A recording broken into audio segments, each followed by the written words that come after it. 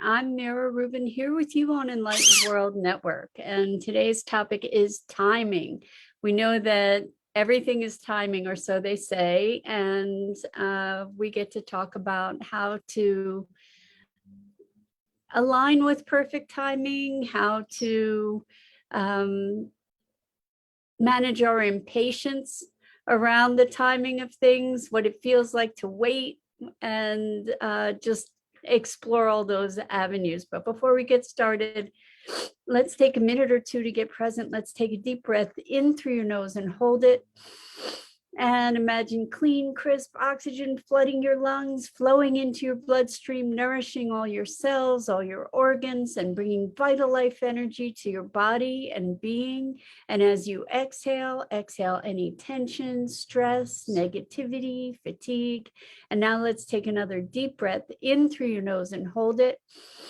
This time, imagine brilliant, bright light lighting you up from the inside out, illuminating, electrifying, and energizing all your cells, all your electrons, all your molecules, and lighting you up from the inside out.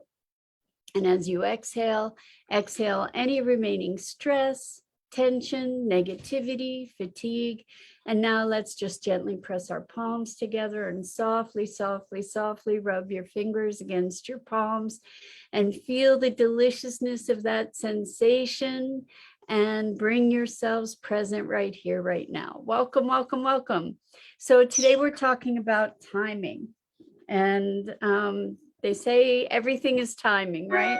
And so often we get impatient, and our tendency is to want to push the river, so to speak, to be trying to force things to happen, to make things happen. And it's a delicate balance between making things happen in the world and allowing things to unfold. And I'm wondering what that's like for you to find that delicate balance. What's it like for you to be wanting a certain outcome and to be feeling like you're waiting? The reason that this came up for today's topic for me is that I do feel in my life right now, I feel a bit in a waiting mode, waiting for certain things to come to fruition. And the question is, how do we be in this process, this interim process, maybe like this transition process, where some things are ending and new things are beginning, and kind of waiting to see how that all wraps up, how it all unfolds, and finding a place of balance in that kind of, sometimes it feels like purgatory, right? Where we're in between, we're in the in-between, where we're neither here nor there. And we've been talking about change and expansion and the unknown. And this is another aspect of navigating the unknown with times of transition. Like, we know where we want to be, or where we intend to be, or we expect to be. And we know where we are, and there's a gap between the two. And how do we navigate that transition with grace and ease, and patience and allowing? Because I don't know about you, but there have been times in my life where I've wanted an outcome, I've intended an outcome, and I had tried to really push the river to make things happen. And I noticed that the more I pushed, the less things happened. And I don't know if you're aware of that, and that dynamic in your life as well, where no amount of pushing is going to make something happen if it's not yet the right time. And so then it's a question of how do we reorient ourselves and keep ourselves centered and present and responsive to the whatever opportunities or events are unfolding. How do I mean, the answer, as always, is being present, right? When we allow ourselves to be present, then we can be receptive and responsive to the demands of the moment. But I think sometimes our desire for having things be different gets in the way. Sometimes the intensity of our intention can drive us into a place of frustration. And of course, the more frustration there is, the more resistance there is, the more resistance there is, the less movement there is, or the less things can really flow. So navigating this place of desire, and presencing ourselves to that in the context of time is often a challenge, because we frequently want things to be happening faster than they do. And I think that coming to a place of letting go. Yesterday we were talking about outside the box and letting go as well as expanding to include. And so if we can allow ourselves to be present to our frustration and the feeling of that, again, from this meta place where we get to observe that frustration rather than be that frustration, then we can recognize that we have an option not to be immersing ourselves or creating this resistance and tension in ourselves, this frustration that is really just impeding things further, right? Things have their own time. We say everything in perfect timing, right? It doesn't necessarily feel that way. It isn't necessarily the way we want things to be. It's not necessarily the way that we would ideally have things unfold. But it seems that, if we can allow ourselves the grace to be present to what's present. I think that that's probably the challenge with the frustration is being in a moment and kind of rejecting that moment and saying, I don't want things to be the way they are right now. And I get that the contrast of that is important, recognizing the desire for something different then can allow us to be refocusing our attention to the manifesting of that desire by presencing ourselves to the positive experience of having that in the moment, experiencing whatever it is that we're desiring, experience the having of it now, whether it's physically manifest in form yet or not. That's a way that we can be supporting our intention without creating additional resistance. It's this wonderful tightrope to find a way to be present to the having of the accomplishment of the desire, and also being in this moment with whatever it is not yet physically manifest. So good morning, Bernadette. So good to have you here. We're talking about timing and how often things don't unfold in the timing that we would prefer. And when that kind of situation occurs, how do we navigate the frustration that often arises around that, the frustration, the impatience that can arise around the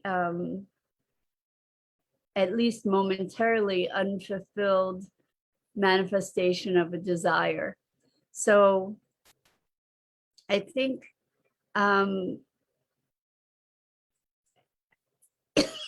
looking at my situation, you know, I know that certain things are going to unfold that will open up new possibilities that I've been anticipating for a while, that I've been waiting for a while, and mostly have felt okay about that. And then periodically I have moments of impatience around it, and around not being there already, so to speak. And what I realize is that that the time between now and then gives me an opportunity to get my house in order, so to speak. And that's physically and metaphorically, that's actually and metaphorically, to give myself time to get my house in order.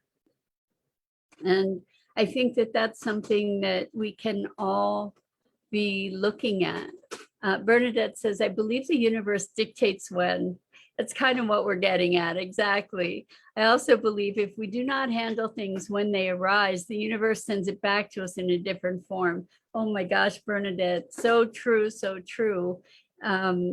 Particularly with emotional issues or relationships, or, you know, when issues arise and we choose to ignore them. My experience is the first time the universe whispers, and each time we ignore something that needs to be dealt with, it comes back louder and louder over time, and until sometimes the message can be devastating and extreme. So, you know, like over the years, I've certainly learned to listen a lot more to messages from the universe, for sure, because in the past, I learned some very, very hard and painful lessons due to my not listening. And I think that along with the listening, what comes is the need to interpret the message correctly. You know, sometimes what I notice is that, because again, with this idea of timing or wanting a certain outcome or desiring a certain outcome and having it not present yet, sometimes we, as I have in the past, push to make something happen. And in addition to pushing to make something happen, we often choose to ignore the signs along the way because we want something to be the way we want it to be, not the way that it actually is, or the way that it's actually unfolding. So Bernadette says, sometimes we need to be better prepared personally also. 100% true. Good morning, Dennis. And yes, so I think that that's very much the case, that we might be getting the message. That's what I mean by getting our house in order. Dennis, we're talking about timing, and how sometimes it can feel really frustrating that things aren't happening in the timing that we want them to happen. And so we tend to push or get frustrated. And what we're looking at is how to allow ourselves to pay attention to the signs along the way, the messages along the way, and allow ourselves to get our house in order, to find patience within ourselves, to be present to what is existing without creating greater resistance to the experience. Maggie says, good morning back, Bernadette. Thank you, Dennis. Dennis says, interesting topic per usual. Glad to hear that. Thank you, Dennis. I appreciate that. So the thing is that I agree with Bernadette in saying that the universe has its timing for things. And if we can operate under the assumption that timing is perfect, that was an affirmation of mine for forever. My timing is perfect. That the more we get connected, the more we get aligned, the more we are present, the more we can be in the flow. And also, if we notice ourselves getting impatient, if we notice ourselves trying to push the river, maybe we can, and that's the big thing, if we notice, right? That's not always the easiest thing, but if we can then allow ourselves to become present to the opportunities in this moment on the way to wherever we want to get, like that we don't get to decide how it happens. We get to intend for something to happen and to arise in our lives, but things happen in the most mysterious and unusual and interesting ways so often. Good morning, Josie. So good to have you here. We're talking about timing and allowing for and navigating the impatience and frustration that can often arise when things aren't happening in the timing we desire for them to be happening. And my thought is that it does give us an opportunity to, as I said earlier, put our house in order. And in my case, that's a literal thing. It gives me time to put my house in order. And I haven't necessarily had the motivation to put my house in order, but I do have that opportunity, and probably that's what is important and available at this moment. As I wait for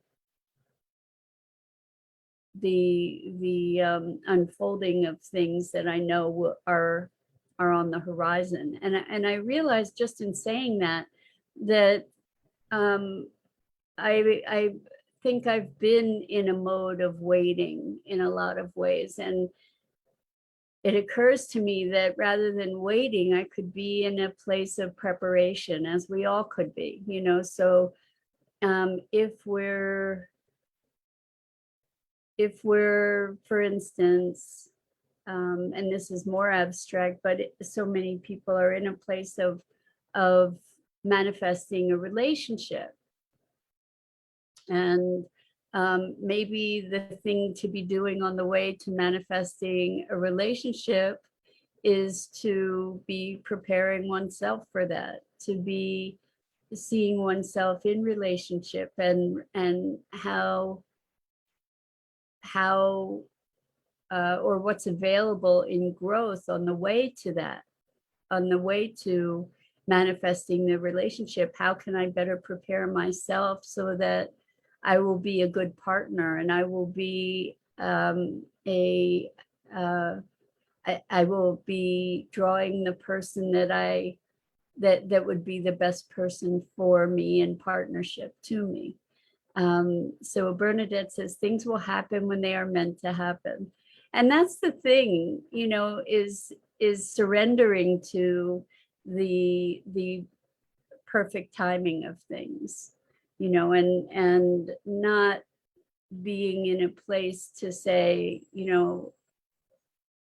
I want it now. Like, I don't know about you, but I have not in my life necessarily been the most patient person to be waiting for something that I desired, that it was kind of, there were an immediacy about and an urgency about my desire. And that has shifted over the years to allow me to have more grace in waiting for, or in allowing life to unfold. I think there's a difference between allowing life to unfold and waiting for it to unfold too. Bernadette says, LOL, patience can be a virtue. Yeah, I know that. And I've been cultivating it over the years. And I wonder also, I think that there's a place where I look at, I wonder, is patience or is patience complacency? And there may be a line there. I mean, I don't think patience is complacency, but I think that it can be, it's always a balance. Like, where do we take action? How do we take action? And what I actually believe very, very deeply, and not that it's true, but this is what I believe, is that it's not about action, it's about beingness. It's about how we be in the world. And so it's not so much the action we take as our way of being. And that's where the resistance comes. That's where the openness and the allowing comes, is in our being. And so being impatience is kind of a doingness, right? Or it drives us to doingness. And when we have impatience, it's resistance. It's creating a resistance to what's here, just by definition.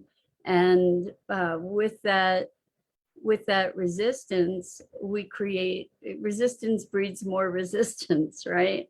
Unless we get to a place where we can step back and recalibrate to connecting to the flow, which is connecting back to alignment with ourselves, right?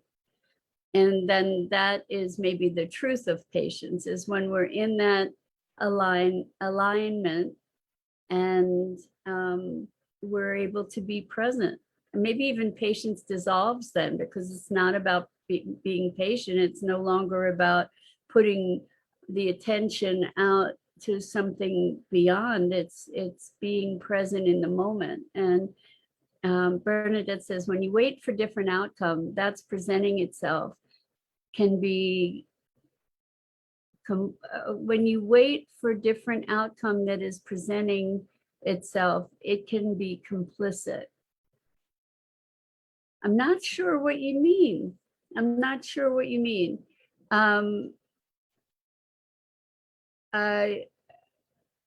Yeah, I don't know how to interpret that, Bernadette. I'm sorry, but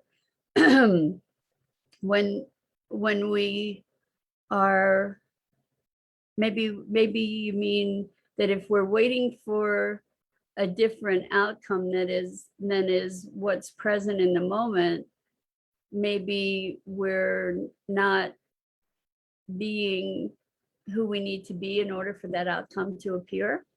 I'm wondering if that's what you mean. So, and by that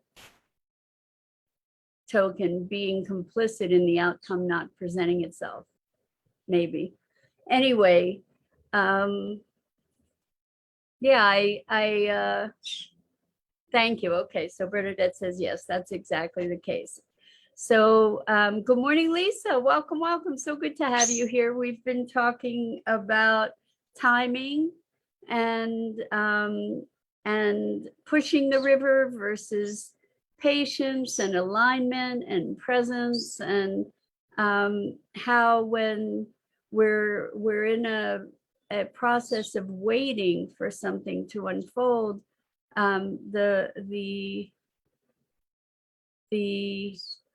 even the waiting for it can create resistance. What we get to do is to allow ourselves to experience the experience of having it, even though it's not physically manifest yet. And when we can allow ourselves to feel that experience of it, then that's shifting the frequency that we're vibrating in, and thereby also shifting the dynamic of attraction. So I get to remind myself of these things. Lisa says, I hate waiting for anything. You know, I was just saying earlier that I have had times in my life when I am not the most patient. And I've been cultivating patience over the years. However, I think that when we're facing big change in our lives, that in that process, in the time that is elapsing between now and whenever that thing is manifest, that we get to, again, I'll say it, get to put our house in order, whether it's our emotional state, whether it's our literal house, whether it's relationships, communications. We get to make preparation. And I think there's a difference maybe between waiting and positive expectation.